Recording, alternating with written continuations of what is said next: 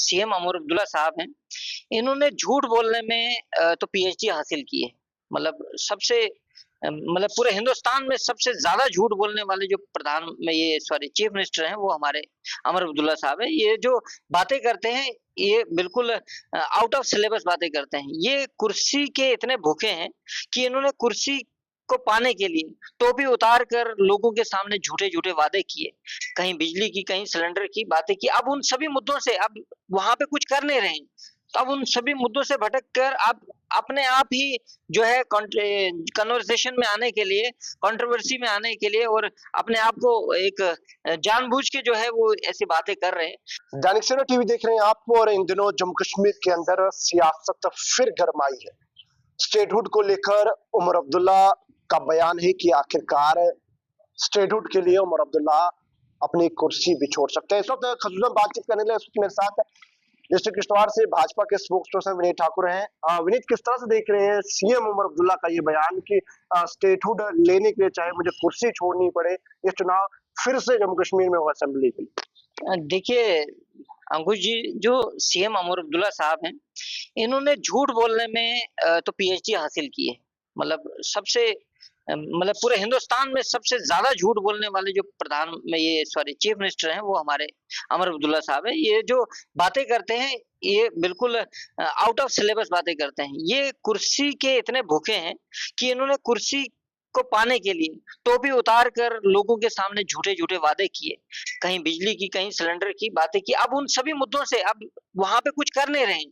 तो अब उन सभी मुद्दों से भटक कर अब अपने आप ही जो है कन्वर्सेशन में आने के लिए, कंट्रोवर्सी में आने के लिए और अपने आप को एक जानबूझ के जो है वो ऐसी बातें कर रहे हैं। ठीक है, स्टेटहुड का जो मसला है वो आदरणीय प्रधानमंत्री जी और साथ में अमित शाह जी ने पहले ही क्लियर कर दिया है कि हम उचित समय आने पे जो है स्टेट जम्मू कश्मीर को वापस कर देंगे। लेकिन अब अमर अब्दुल्ला साहब जो है इस चीज़ को मुद्दा बना रहे हैं कि मैं कुर्सी छोड़ सकता हूँ, ऐसा कुछ नहीं। अगर इनको कुर्सी सच में ही छोड़नी होती, तो जो ये इतने 9 महीने से कुछ कर नहीं पा रहे, तो अभी तक छोड़ दी होती इन्होंने। लेकिन एक बयान भी उमर अब्दुल्ला का देखने को मिला था कि मैं यूटी में चीफ मिनिस्टर के चुनाव नहीं लड़ूंगा। ये तो वही तो मैं आपको बता रहा हूँ कि कहनी और कथनी में कितना फर्क है। इन्होंने कहा था 2019 में जब ये धारा 370 हटाएगी, उसका जब यूटी बनी तो इन्होंने कहा था कि जब तक स्टेटहुड वापस नहीं मिलता है, मैं चुनाव नहीं लड़ूंगा। लेकिन इन्होंने चुनाव लड़े। अच्छा, पहले तो डीडीसी के चुनाव आए थे, तो उस वक्त भी इन्होंने बाइकआउट किया। लेकिन फिर ये गुपकार अलायंस इनका बना और जो इनका गुपकार अलायंस इन्होंने मिलकर इलेक्शन लड़ा भाजपा के खिलाफ। तब भी भाजपा ने सबसे अच्छा वोट परसेंटेज लिया। उसके बाद इन्होंने असेंबली के चुनाव के लिए कहा था हम नहीं लड़ेंगे, फिर लड़ा। ये कुर्सी के भूखे हैं, सत्ता के भूखे हैं।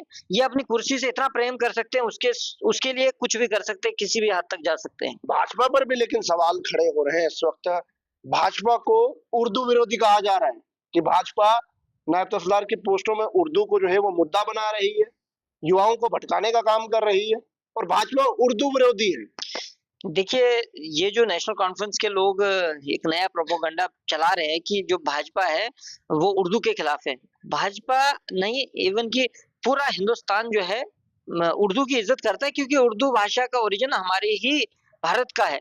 उसके साथ में अब ये अलग बात है कि इस वक़्त पाकिस्तान की नेशनल लैंग्वेज भी उर्दू है, वो एक अलग बात है। लेकिन उर्दू की इज़्ज़त करते हैं क्योंकि हमारे बहुत बड़े-बड़े शायर, बहुत बड़े-बड़े गज़लकार जो हैं उर्दू में उन्होंने किया है और जिनकी पूरा हिंदुस्तान इज़्ज़त करता है और उर्दू की इज़्ज़त है। लेकिन हम अपनी मातृभाषा जो है भारत की जो हिंदी है और हमारे यहाँ पर इस वक़्त इंटरनेशनल लेवल पे इंग्लिश का भी इस्तेमाल होता है।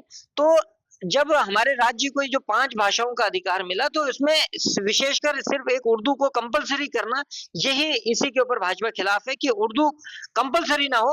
हाँ, सभी सब्जेक्ट्स हों, उर्दू ये जो मैंडेटरी किया गया है, ये थोड़ा-सा गलत है। भाजपा मैंडेटरी जो किया गया है, उसके खिलाफ है, ना कि उर्दू के खिलाफ है।